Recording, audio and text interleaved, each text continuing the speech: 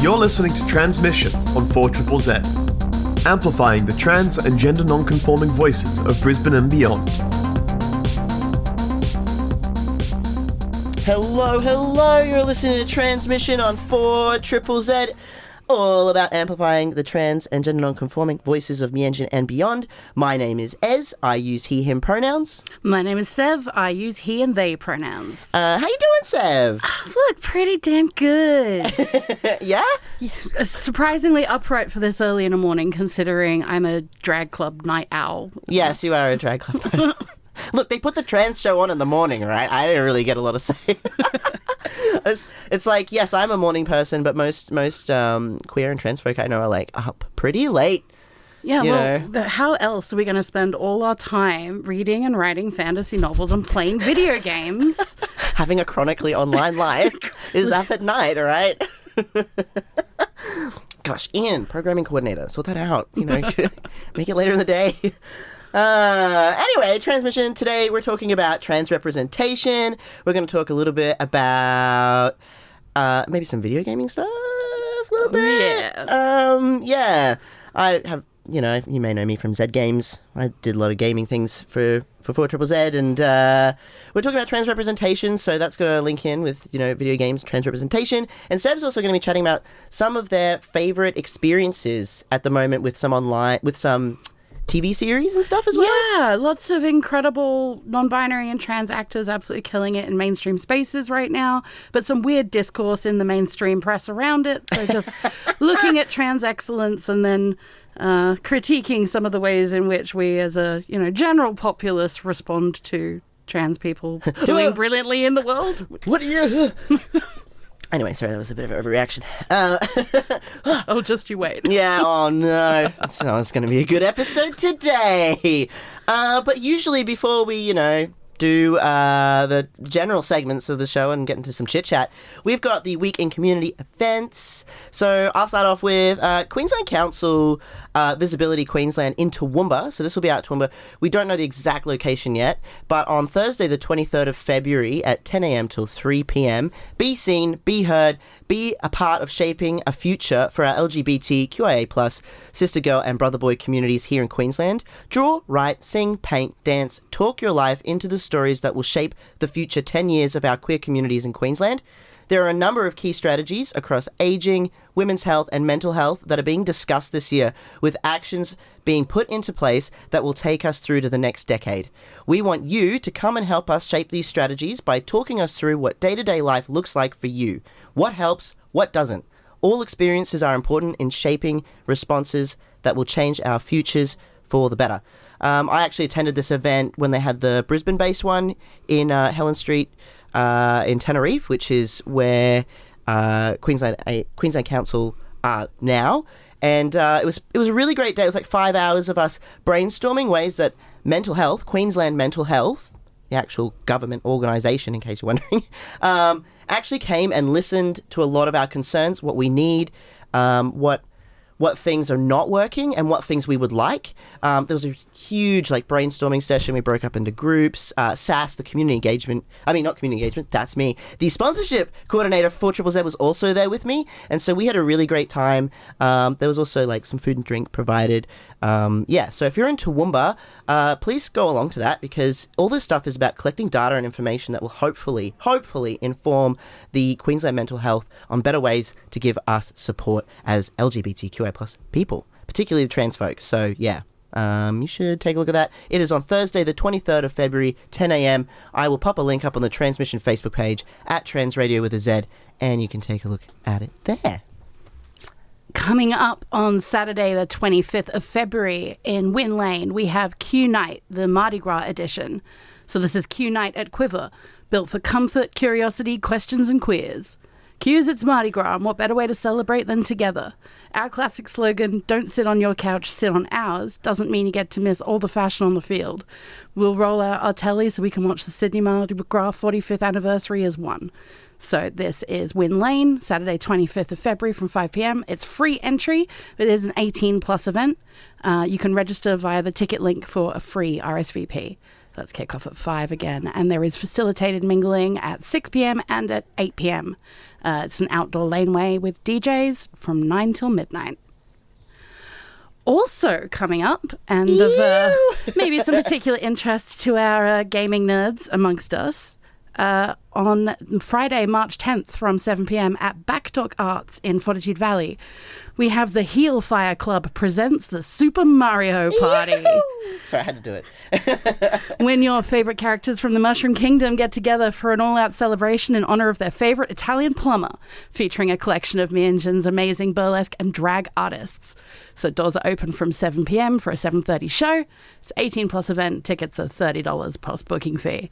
There's best dress prizes, there's games, and I can give you a little sneak peek now that there might be a certain Lord Severus performing. Might be representing what I think to be a truly trans mask icon of representation in video games, because he's shorter than all his friends and looks really spiffy in a vest. So I will be doing a drag homage to Toad at Super Mario Party. Nice. I would love to see you all there. So yeah, that's Backdock Arts. Heel Fire Club presents Super Mario Party on Friday, March 10th. I'm so excited. I was like, when you put that up and we were like, oh, we're going to talk about video games, I got to talk about this event because, I want people to go to that. Also, Mario is just like such a classic icon, and to like have a classic gaming icon, but it's so cool that you're taking that I guess aesthetic and that part of Nintendo, and then like being like, how can we dragify this? I mean, like Waluigi and Wario like already have such drag king energy anyway. It's so true. Princess Peach is great as well. So I don't know if anyone's doing a Princess Peach. Oh, you know it. Yeah, okay. All right, okay. Well, there you go. March 10th from 7 p.m. Friday, Backdock Arts. We've also got, in that same week, we did mention it in a previous episode of Transmission, but I'll mention it again. The Fight the Right protest the speaking tour of right-wing UK transphobe Kelly Jane Keane, a.k.a. Posey Parker. Blech. That's on, the exact location is still to be arranged. It's Sunday, 12th of March from 3 p.m. If you don't know much about Kelly J. Keane, you can Google her. She's a loud and proud TERF. She'll happily self-identify as that. And she's also like, there's a lot of the far right are using transphobia to build support, and activists like Keane aim to help link far right people with anti-trans feminist groups. So if you want to protest that, I do. That will be Sunday, March 12th. At 3 p.m. The exact location is not set yet, but it will be in the Brisbane CBD. So, yeah, we'll keep you updated on that one there. Please, also, this is one of those occasions where allies are incredibly important. Yes. People in force, in numbers, showing support, and that we won't tolerate this kind of nonsense and disgusting rhetoric. Yeah. Allies, this is your time to show up for us. So... Sunday, March 12th, 3 p.m. Yeah, we'll put the link up on the Transmission Facebook page as well, at Trans Radio with a Z. You can take a look at that way you can keep updated with the exact location as well. We're going to listen to some music, kind of in line with the FU transphobes rhetoric. Amplifying the voices of the trans and gender non-conforming community of Mianjin, Brisbane and beyond. Transmission on 4ZZZ brings you the latest in trans community news, music and events. Every Tuesday from 9am till 10am. Join our team of hosts for an hour of celebrating the unique perspectives of the trans community. Transmission, Tuesday mornings from 9am till 10am on 4ZZZ. My name is Ez, I use he, him pronouns. My name is Sev, I use he, they pronouns. And you're listening to Transmission on 4ZZZ. It is like the weather's not too bad. I mean, the sun's kind of melty on the skin, but otherwise it's good. So just one more month of summer, we can get through it. We can do it. We're really close now, actually. What was it, the 21st? I'm dating the episode now. The 21st. What, we've only got like another week? Anyway, I'm getting sidetracked. Let's talk about trans representation in TV and film. Sev, what have you got? Well, look, I wanted to start out. This isn't really about trans representation, but it is about trans and non-binary people living their best lives, a thing that I'm 100% here for. Yo! But a thing that I find really interesting, how quickly the public discourse kind of observes and shifts and changes, that I'm really loving this current moment. I'm a giant nerd, as most people who have ever encountered me will be able to smell from a mile off. Huge love of fantasy, sci-fi, those properties in TVs and TV, movie and games. To be in a place right now where you have two massive, massive properties. We're talking House of the Dragon, the Game of Thrones spin-off, where Princess Rhaenyra is played by Emma Darcy, who is non-binary and uses they, them pronouns.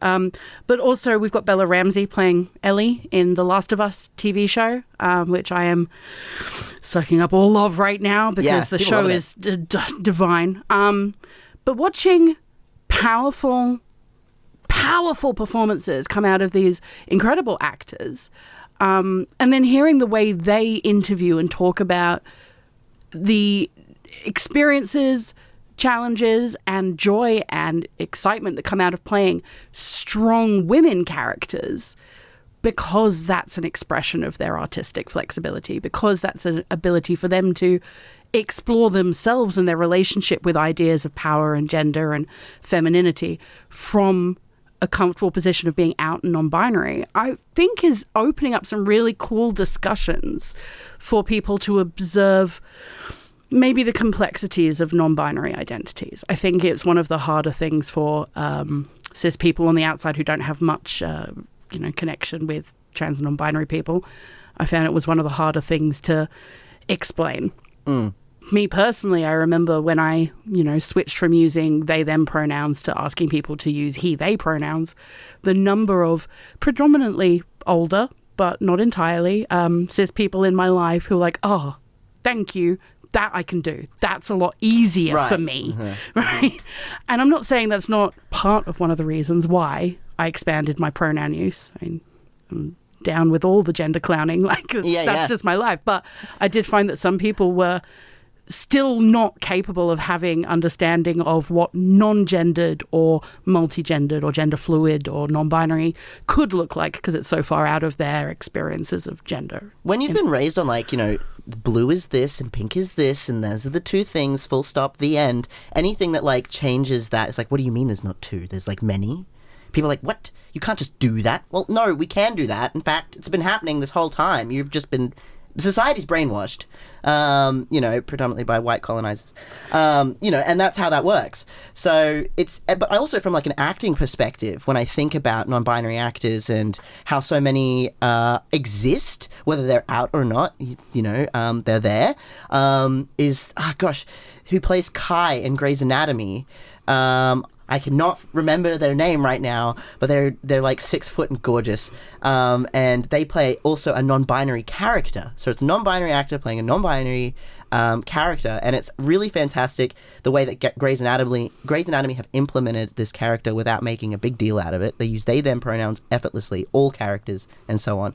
And I just find it really interesting that it must be from a non-binary perspective as well, that when you're questioning your identity and you're trying to figure out where you fit in the world, before you have this realization that you are non-binary, you're literally acting anyway. You're acting out femininity and you're acting out masculinity, and you're trying to figure out what fits and what doesn't.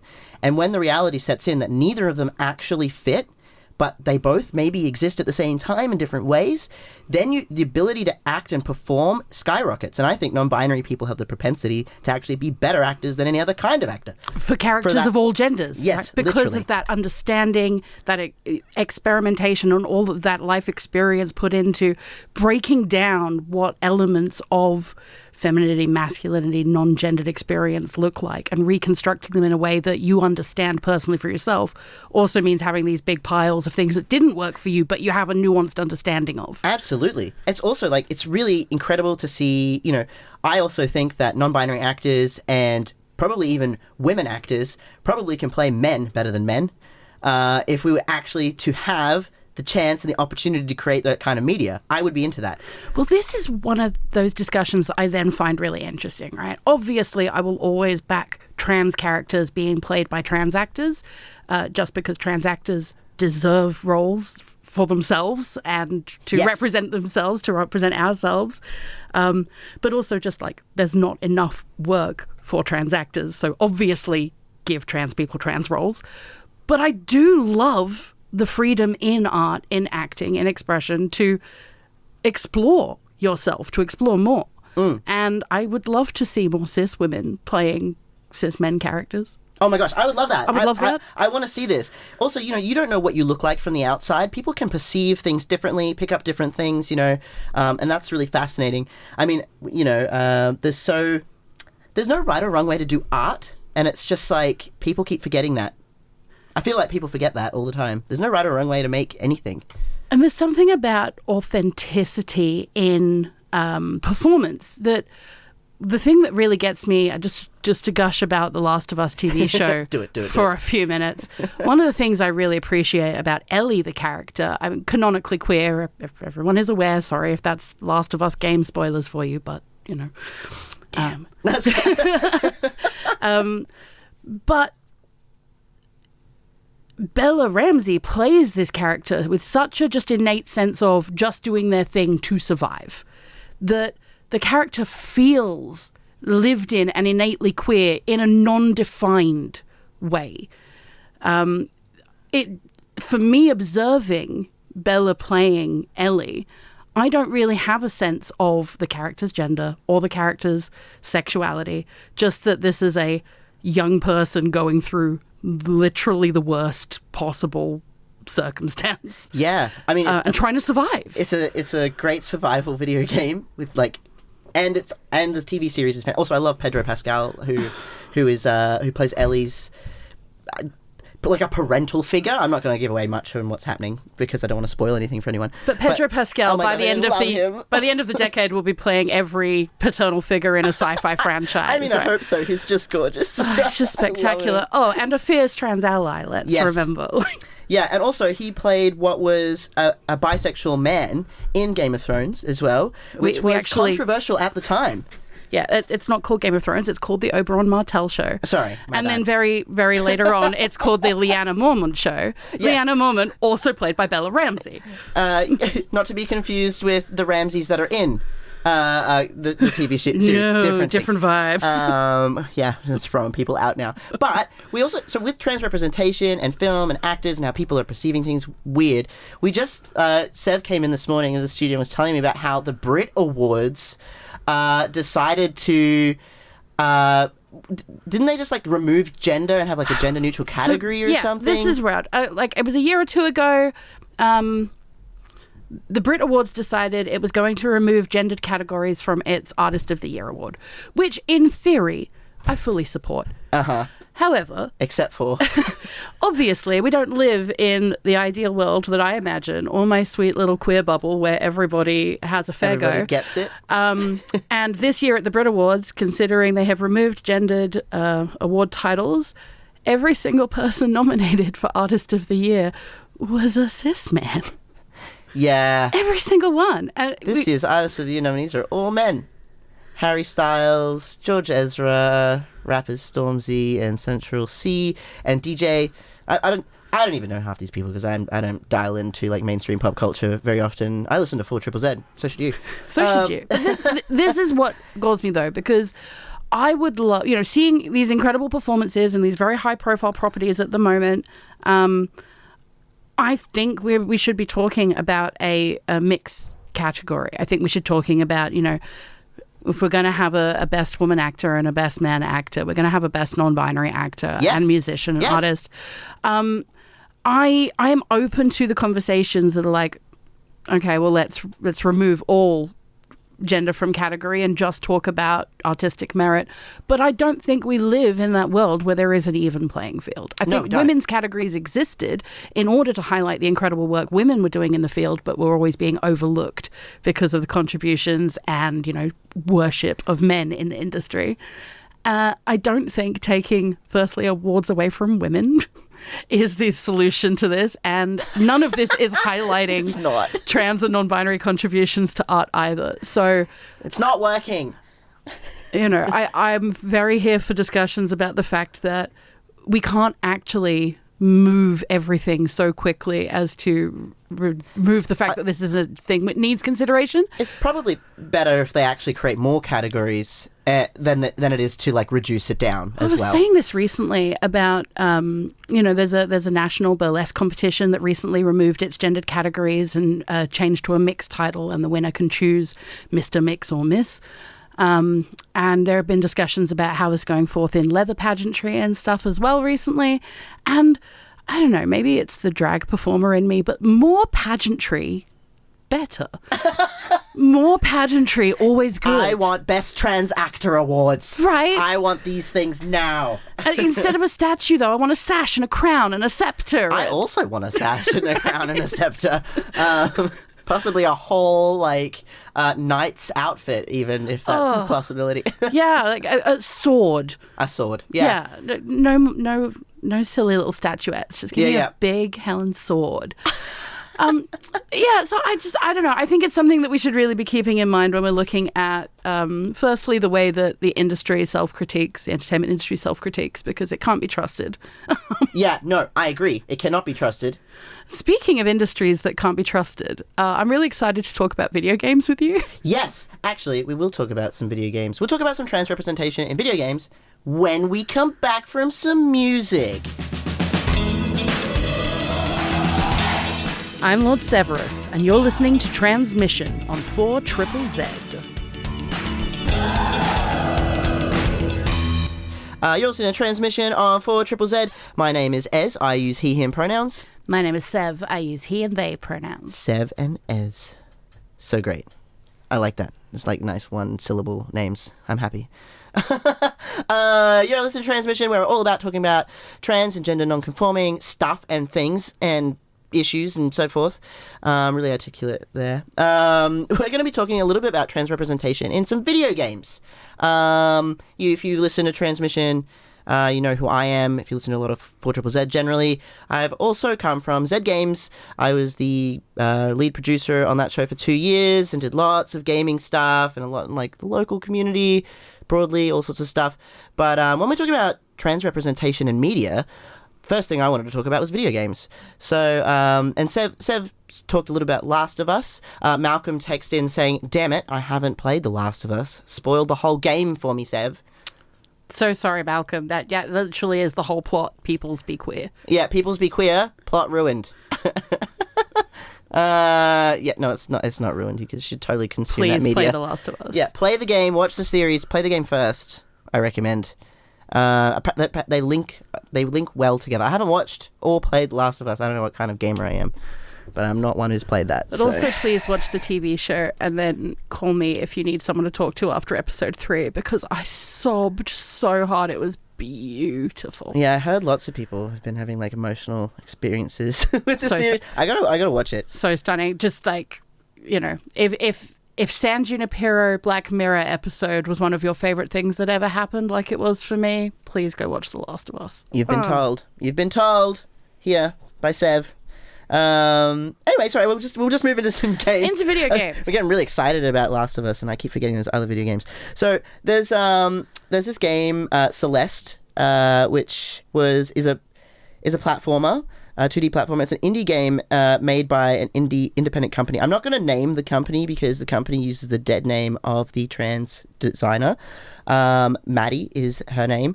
And it was a platform game. I haven't actually played it. I have watched a lot of the playthroughs. I'm terrible with platform games, which is why I haven't played it. I'm not that coordinated. But basically, the player controls Madeline, a young woman with anxiety and depression who aims to climb Celeste Mountain.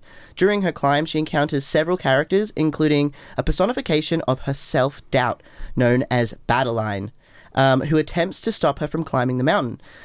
Celeste takes place on a fictional version of Celeste Mountain, which features several areas, including an abandoned city and resort, and is seemingly haunted, housing many strange occurrences.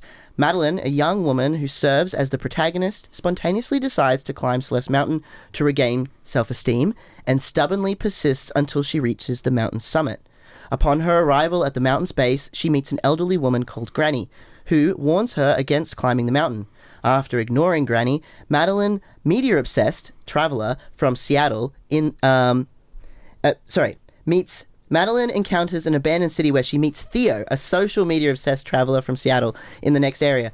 Madeline experiences a nightmare where she encounters a part of herself in a mirror, a personification of her anxiety and depression known as Battleline. So yeah, I don't want to talk too much further because I don't want to give away too much about this video game. But the music soundtrack is by Lena Raine, who is an Australian artist and a trans composer. Lena Raine is freaking amazing, and she makes some incredible stuff, and I will be playing a track of hers, Confronting Myself, pretty soon. If you're listening to the podcast, you may hear it in the background, but you won't right now because you're listening live. And yeah, so Lena Raine helped composed for this game, and Maddie, who is, I guess, self-named after Madeline, is the trans games designer who created Celeste. It is a critically acclaimed video game. It is absolutely beautiful, and if you're looking for like really positive representation that talks about being trans, and uses video games as a medium to express or to elicit that experience of what being trans is like, I really heavily recommend Celeste. You can get it on Nintendo Switch. I believe it's also on Xbox, PlayStation, and it's possible it's also on Steam. So you can check that one out. It is a game that is designed... It doesn't really pointedly tell you that this is a trans experience, this climbing Celeste Mountain, but it is. It is a lot of discussing your identity, who you are, and why you're sad, and then looking in a mirror and confronting the reality of your transness.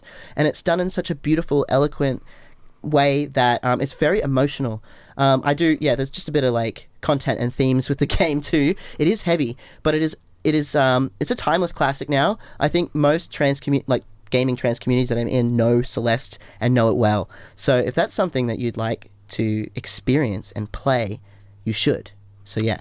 Also, if it's something that you would like to experience and understand, but maybe from an outsider, not being a massive game player perspective, I've had a lot of delight watching people play this on Twitch. Yes. Watching trans gamers play Celeste is maybe one of my favorite genres of Twitch viewing, because the community that also surrounds these spaces and these creators, but having somebody react as they game, and that you can passively sit there and experience their reaction as well as experience the game for yourself.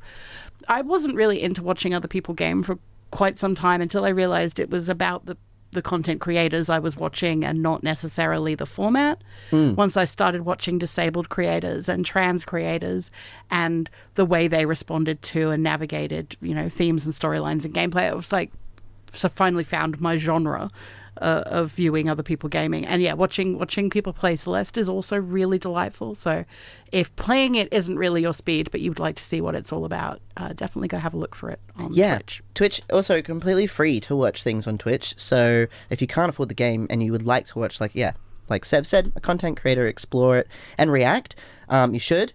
Also because some of the themes can be a bit heavy, and watching one of your favorite streamers or creators experience that with you can actually be quite comforting. So yeah, I had that experience with Tell Me Why. I watched some playthroughs of that, which is another great game with some really amazing trans representation. It's an episodic adventure game, so branching narrative, but it's a bit like Life is Strange video games. They're pretty popular, and it's broken up into 3 parts, and it's based around this story of Tyler and Allison, who are twins.